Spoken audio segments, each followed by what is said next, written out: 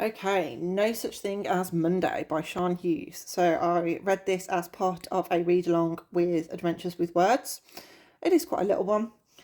So we've got Steffi. She works in a dry cleaners and she is caring for her elderly dad.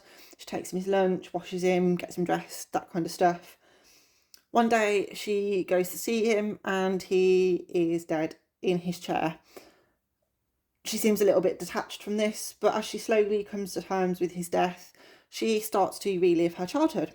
And we learn about her sister Caroline, who left home when she was a teenager, and so Steffi thinks hasn't been seen since. We also learn what kind of person her dad was, how he treated them, the two girls, and her mum.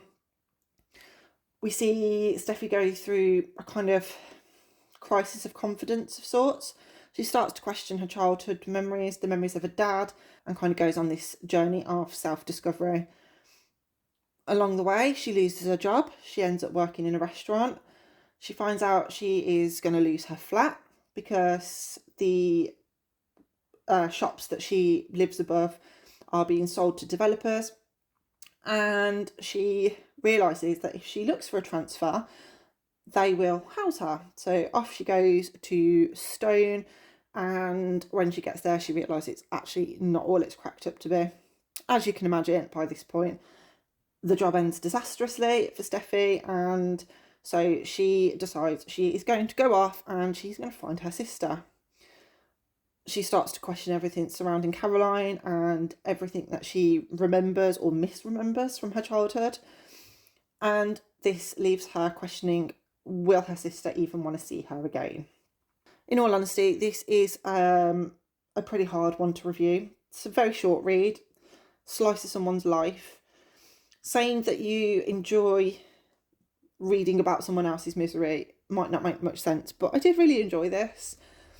It almost reads as like biographical. You can imagine and see how the things that happened to Steffi and how her childhood was could actually be somebody talking about their own experiences. Quite an admirable character despite everything she's going through.